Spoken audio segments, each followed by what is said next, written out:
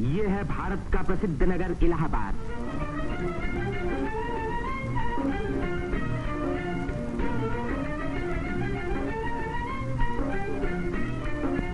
यहीं पहल उत्तर प्रदेश में एक विश्वविद्यालय की स्थापना हुई। इसी वजह से ये नगर उत्तर प्रदेश की शिक्षा और सभ्यता का केंद्र माना जाता है। पंडित मदन मोहन मालवीय, पंडित गोविंद वल्लभ पंत और अनेक प्रतिभाशाली व्यक्ति इसी विश्वविद्यालय की देन हैं, जिन पर आज देश को गर्व है। ये है हमारे प्रधानमंत्री पंडित जवाहरलाल नेहरू का निवास स्थान, आनंद भवन। भारतीय राजनीति का ये एक प्रमुख केंद्र रहा है। इस नगर को तीर्थराज प्रयाग भी कहते हैं। यहीं गंगा और जमुना का संगम है। इसी संगम में गुप्त सरस्वती नदी भी आकर मिलती है। इसीलिए इस स्थान को त्रिवेणी संगम कहा जाता है। त्रिवेणी बहुत पुराने जमाने से भारत का एक पवित्र स्थान माना जाता है। सृष्टि की रचना की शक्ति प्राप्त करने के लिए यहाँ ब्रह्मा ने यज्ञ और तपस्या की। लक्ष्मी की प्राप्ति के लिए विष्णु ने भी यहीं तपस्या की। यहीं स्नान करके भगवान शंकर ने त्रिपुर राक्षस के वध करने की शक्ति प्राप्त की और यहाँ महात्मा बुद्ध ने संसार को सत्य का संदेश भी सुनाया। समुद्र मंथन के बाद जयंत के अमृत का घड़ा लेकर जाते समय एक अमृत कण छलक कर यहाँ गिरा और तभी से इस स्थान पर कुंभ मेले का महान पर्व आरंभ हुआ। इस वर्ष भारत का सबसे बड़ा कुंभ मेला इसी स्थान पर हुआ। इस मेले में लगभग 1 करोड़ व्यक्ति त्रिवेणी में स्नान करने के लिए आए। सदियों की गुलामी के बाद स्वतंत्र भारत का ये पहला कुंभ मेला था। त्रिवेणी में स्नान करके तन, मन और आत्मा को शुद्ध करने के लिए ही यात्री आते हैं। योगी और सन्यासी, गरीब और अमीर सभी प्रकार के लोग यहाँ इकट्ठे होते हैं। कुंभ मेले के मौके पर देश के नर नारी एक दूसरे के धार्मिक विचारों से परिचित होते हैं। धार्मिक संस्थाएं योगी और सन्यासी यौगिक क्रियाओं को दिखाते हैं।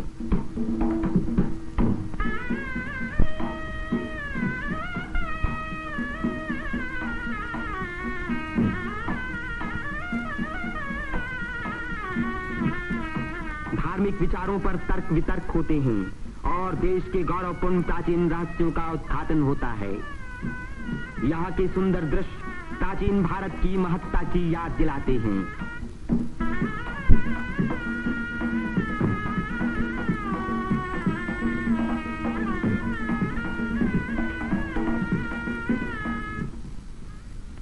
मेले के धार्मिक रूप के अलावा उसके दूसरे दृश्यों में सुंदरता और स्वतंत्रता का रंग चमक रहा था। रंग बिरंगी चूड़ियां, देवी देवताओं की मनमोहिनी मूर्तियां,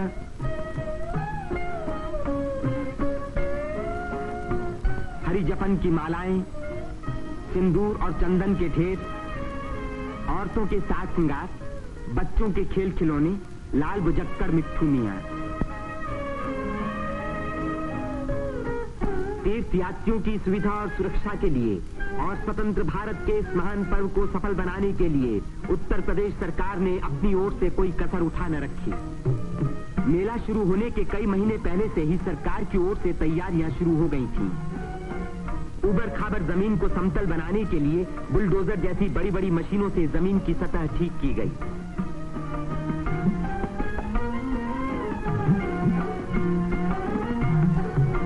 गंगा जी ने अपना किनारा 15 से 30 फुट गहरा काट दिया था, जिसके कारण यहाँ स्नान करना असंभव था। बुलडोजरों ने इन किनारों को सपाट बनाया, जिससे तीर्थयात्री यहाँ सकुशल स्नान कर सके। जिस काम को 1000 आदमी 3 महीने में खत्म नहीं कर सकते थे, उसी को 6 बुलडोजरों ने 15 दिन में पूरा कर दिखाया।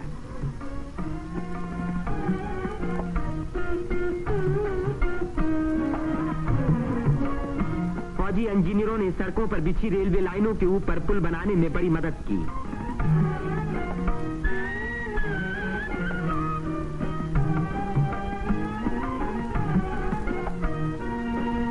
इससे रेलों के आने जाने के समय भीड़ सड़कों पर कभी न रुकी, बल्कि लगातार त्रिवेणी की ओर बढ़ती रही।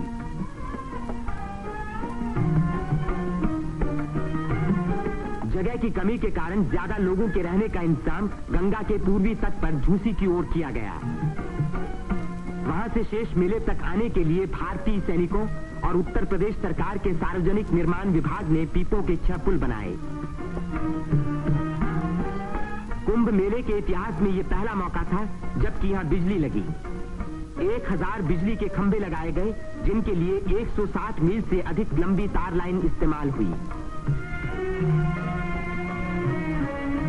उत्तर प्रदेश के स्वास्थ्य विभाग ने यहां सफाई का बड़ा अच्छा बंदोबस्त किया।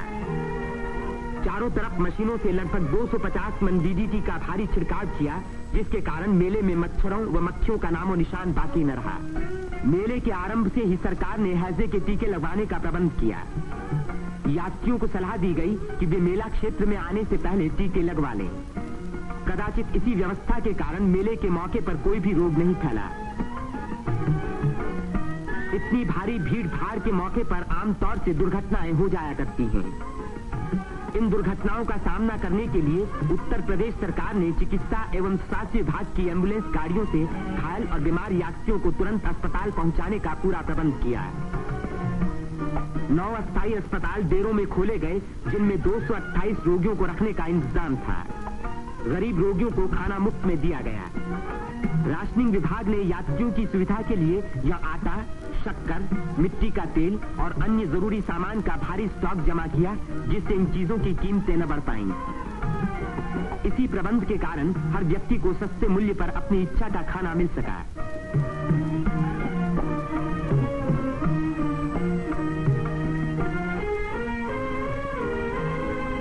सेवा समिति, अग्रवाल समिति और भारत स्काउट्स एंड गाइड्स जैसी स्वयंसेवक संस्थाओं ने यात्रियों के मार्ग निर्देशन, उनकी सुरक्षा और घायलों का प्राथमिक उपचार किया।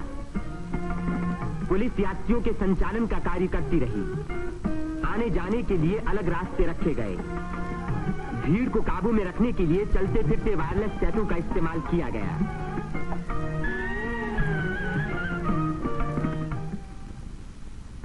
भूले भटके लोगों को खोज निकालने और उनको उनके घर वालों तक पहुंचाने का खास इंतजाम किया गया।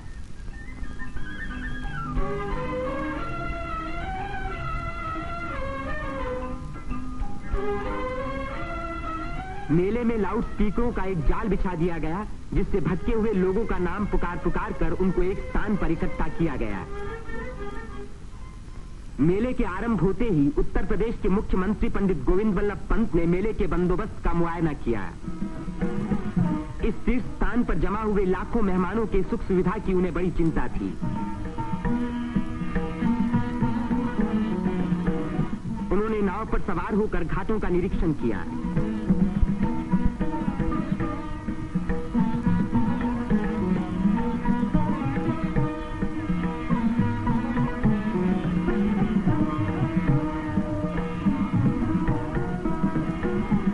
उन्होंने पीपे के पुलों को भी देखा।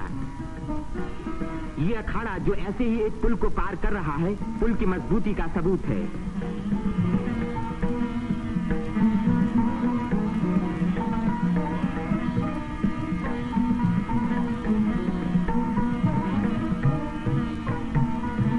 हमारे प्रधानमंत्री पंडित जवाहरलाल नेहरू ने भी मेले के इंतजाम का निरीक्षण किया। वे सड़कों पर घूमे और पुलों पर भी गए।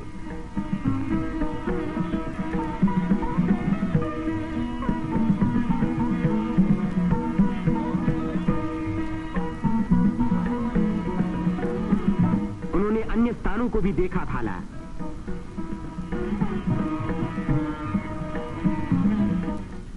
भारत के अन्य लाखों व्यक्तियों की भांति हमारे राष्ट्रपति श्री राजेंद्र प्रसाद ने भी त्रिवेणी में स्नान किया। इस दिन अपार जनसमूह यहां इकट्ठा था।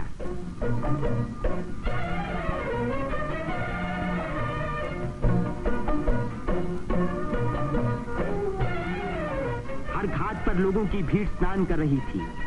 उसमें नया जोश था और नई उम्मीदें थीं।